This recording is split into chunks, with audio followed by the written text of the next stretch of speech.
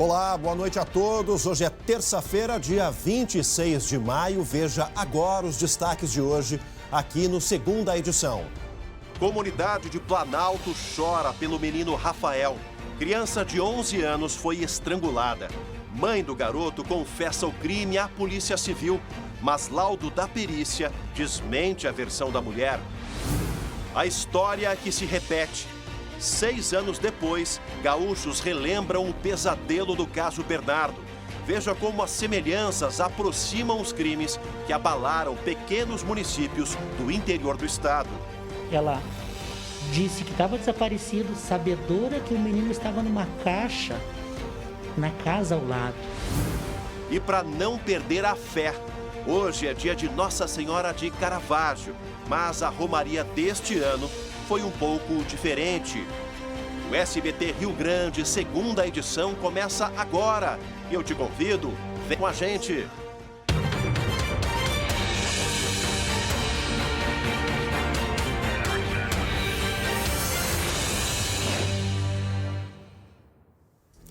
Eu tô até agora estarrecido, boquiaberto com esse caso. E é por isso que o SBT Rio Grande de hoje começa com a história criminosa que comoveu o estado e também o país. A morte do menino Rafael Mateus Vinques, de 11 anos, gente. Tá aí ele, ao lado da mãe na foto. A criança foi enterrada hoje, lá na cidade de Planalto, onde morava com o irmão mais velho e a mãe. Ela confessou o crime, mas disse que não tinha a intenção de matar o filho. Deu apenas remédios para ele dormir. Mas o laudo do Instituto Geral de Perícias desmente essa versão. A criança foi estrangulada. E a nossa equipe conversou com o pai, estamos ainda em Planalto, e o pai pede justiça. Um município em choque. Moradores de Planalto não acreditavam no desfecho trágico da história. A nossa cidade nunca mais vai ser a mesma. Eu acho que nós, planaltenses, toda a população, todo mundo que acompanhou esse caso desde o começo, não existe quem não sofreu. Rafael Mateus Vinques, de 11 anos, foi encontrado morto no fim da tarde. O corpo dele estava dentro de uma caixa, na varanda de uma casa, perto da residência da família. A polícia chegou ao local após a mãe confessar o crime. Alexandra Salete Batista disse que deu medicação para o filho dormir e que não tinha intenção de matar. Primeiramente, a mãe alega que agira culposamente e não intencionalmente. Mas tudo isso agora, para nós concluirmos o inquérito policial, irá depender de outras diligências que estão em andamento. Rafael estava desaparecido desde 15 de maio. Na época, a mãe disse que o menino foi dormir e no dia seguinte havia sumido. Alexandra chegou a postar nas redes sociais uma mensagem dizendo estar preocupada e pedindo para o filho voltar para casa. O pai de Rafael mora em Bento Gonçalves e acompanhou as buscas em Planalto. O repórter Josias Marques, do portal Enfoco RS, conversou com ele. De manhã eu estava trabalhando na roça, tocou o telefone, eu atendi, eu vi que era foto do meu filho, ligou via áudio ainda. Eu disse, oi filho, tudo bem? Aí o padrasto disse, oi, nada, aqui teu filho sumiu, não tá aí com você. Nesta manhã, a avó do menino deu entrevista ao portal RS Agora e falou como era o neto. Um menino doce, amável, meu Deus, uma criança totalmente ativa, esperto, querido. Não tinha quem não amasse. A pequena cidade de Planalto, de cerca de 10 mil habitantes, desde o início se uniu para ajudar a polícia nas buscas. Nas redes sociais, a mobilização foi ainda maior. Todos buscavam alguma informação, alguma pista sobre o paradeiro do menino. Rafael estudava no Instituto Estadual de Educação Padre Vitório. Ele estava no 6º ano. A escola publicou hoje uma homenagem ao aluno. Gostava tanto de você. Sempre foi uma criança tranquila, uma criança que se relacionava bem com os coleguinhas, com os professores, conosco, com a escola toda. Um aluno dedicado. No ano passado, no Dia das Mães, ele fez uma homenagem na escola. Meu amor e carinho, e foi essa voz que me fez sorrir pela primeira vez. A Prefeitura de Planalto decretou luto oficial de 3 dias. O meu filho, ele está com dor no coração. né? Foi o que ele me disse, mãe, eu tô com muita dor no coração. Eu quero que seja feita a justiça, né?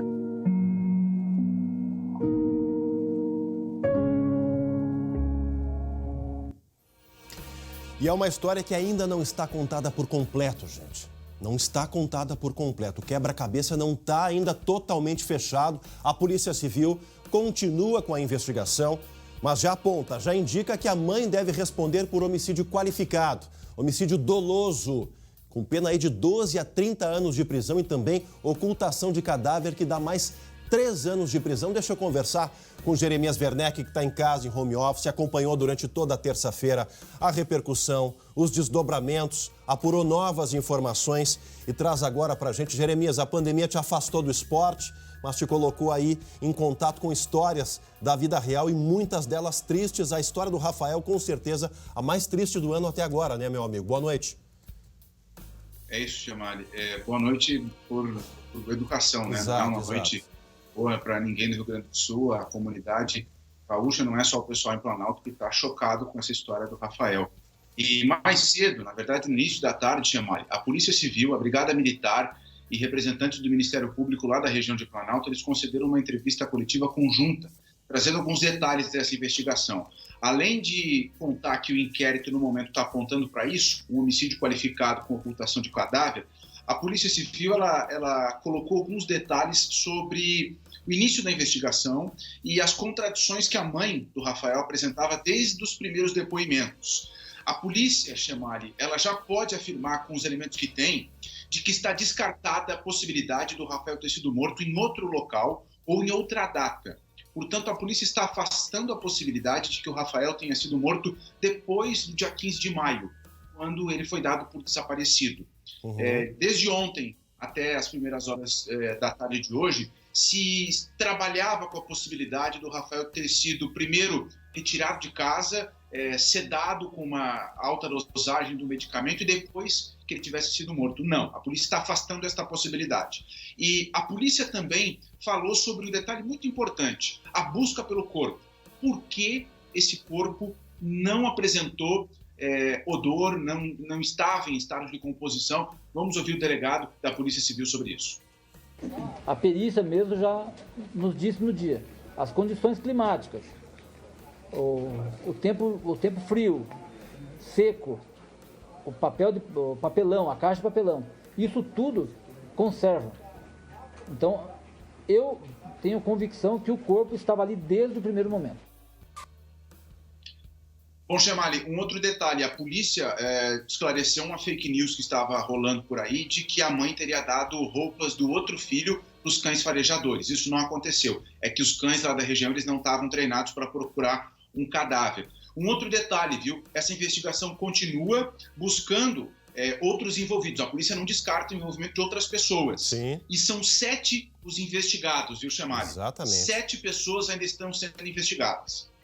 E, Jeremias, dessas informações da polícia, existem mais pessoas da própria família do Rafael nesse rol de investigados? A polícia pôde antecipar isso? Existem familiares, outros familiares, mas os 7, não todos os 7 são familiares. Sim. A polícia não detalhou quantos são familiares ou não, mas ela está apurando esse detalhe. Assim como ela está trabalhando com a possibilidade de uma reconstituição para apurar o deslocamento da casa do Rafael até o local onde foi encontrado o corpo. Depois dessa entrevista e antes do velório do sepultamento, a comunidade de Planalto fez uma carreata, um protesto / homenagem para o menino de 11 anos. Essa carreata começou na praça central da cidade, passou por várias ruas do município e terminou na delegacia, onde ontem estava a mãe do Rafael e onde ela confessou o crime, onde também esteve, no dia de ontem, o irmão do Rafael dando o seu depoimento. Então, essa carreata em homenagem, que inclusive passou em frente à escola onde o Rafael estudava até o início de maio, até antes da pandemia, no caso. Tá certo. Jeremias Werneck, meu amigo, obrigado. Uma boa noite para ti. Até uma próxima oportunidade aqui no Segunda Edição.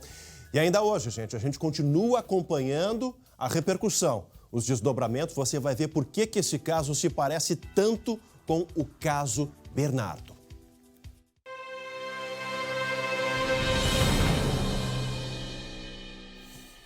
Agora o destaque para a pandemia. A pandemia de coronavírus Foram 228 novos casos e 6 mortes da Covid-19 aqui no Rio Grande do Sul nas últimas 24 horas. Os dados estão aqui no mapa, são da Secretaria Estadual da Saúde. Está aqui, ó, gente, 6.785 casos confirmados, 203 mortes. Esse número aqui não está subestimado, infelizmente são verdadeiros, né? 203 mortes e 259 municípios já registraram. Destaque aqui, ó, Porto Alegre permanece em 603 casos em segundo lugar. Ainda não compreendi por que a Secretaria Estadual da Saúde não atualiza os números de Porto Alegre. Não atualizou. Tá aí é o cenário da Covid-19 aqui no Rio Grande do Sul. E olha, a cultura nas alturas, em meio a esse cenário todo de pandemia. É isso mesmo que você vai saber agora. E olha que bacana, gente. O grupo de artistas expressa toda a sua arte em prédios gigantescos. A arte do tamanho de um edifício. Quem conta pra gente é a Gabriela Lerina. Em tempos de pandemia, o que te fortalece? Para a Ana, escritora, uma janela, um projetor e palavras que se transformam em pequenas poesias. Pessoas em cada lugar, em cada edifício, aqui na frente ou caminhando na rua, olham para janelas. A comunicação é feita através dos poemas, nascidos em momentos que ela já viveu ou de angústias diante do distanciamento social necessário. A gente precisa conversar e contar o que está sentindo e ver como é que a gente vai agir daqui para frente. Por óbvio que a preferência dos artistas é pela noite. As projeções são iluminadas apenas pela luz da lua. E eles preferem escolher prédios grandes, extensos, que tenham um bom espaço para compartilhar a sua arte. Ninguém recebeu nem dinheiro, ninguém pagou nada, mas é o tipo de ação que vem acontecendo pela necessidade que existe da gente se expressar, né? Da gente continuar tendo algum tipo de interação coletiva. Ela também foi a primeira gaúcha a participar de um coletivo nacional de projeções. Diariamente, os artistas elegem um tema único. Podem ser 2 ou 3 temas, dependendo do dia. As pessoas produzem artes e compartilham também, e todo mundo projeta a partir da sua janela. As projeções são simultâneas em várias cidades brasileiras. Agora, a causa também está ganhando forma em Porto Alegre. Os artistas daqui se juntaram para pedir apoio e atenção, já que a forma de trabalho mudou diante da crise causada pelo coronavírus. De reivindicar políticas públicas para os artistas e para os trabalhadores da cultura que estão completamente sem nenhum recurso desde o momento que começou a pandemia. Boa parte deles não teve acesso à renda básica emergencial de R$600, porque não está dentro dos requisitos previstos pela lei. Vai chamar atenção para o poder público, estadual, municipal, federal, para a necessidade de que hajam políticas públicas para o setor da cultura. É isso aí, parabéns para esses artistas que fazem a gente sorrir, se encantar, mesmo diante da pandemia. E uma boa notícia agora, atenção, para sair do sufoco. O Congresso acaba de aprovar um socorro de R$3 bilhões. Vai funcionar somente para o meio cultural, vai funcionar mais ou menos nos mesmos moldes do auxílio emergencial do governo federal. Nos próximos dias a gente vai detalhar melhor esse aporte novo, a lei que foi aprovada agora há pouco. E olha, a Federação, gente, realiza amanhã mais uma edição, mais uma live do tradicional Tá na Mesa, com a presença dos cientistas políticos Fernando Schiller, do INSPER lá de São Paulo, e Carlos Pereira, da FGV do Rio de Janeiro, abordando o tema Brasil 2020, quadro político e desafios. É amanhã, quarta-feira, 27 de maio, ao meio-dia. Acompanhe pelo Facebook da Federação, facebook.com/Federação, e assista a esse e a outros eventos. Participe, Tá na Mesa, uma realização da Federação. Ainda hoje, aqui no Segunda Edição, você vai saber por que os dois casos são tão parecidos. Bernardo e o caso Rafael, menino que foi morto pela mãe lá em Planalto. E também, para a gente não perder a fé, hoje é o dia de Nossa Senhora de Caravaggio. Veja como os devotos expressaram toda a sua fé para essa santa. A gente volta já já. Segunda edição está de volta ao vivo para todo o nosso estado. E olha, pessoal, essa tragédia lá de Planalto, lá no norte, lembra uma outra que aconteceu há pouco mais de 6 anos, abril de 2014, na mesma região e tomou uma proporção gigantesca.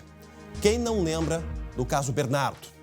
Você vai acompanhar agora por que os pontos se cruzam, por que essas histórias têm tanta semelhança, são tão parecidas. Acompanhe.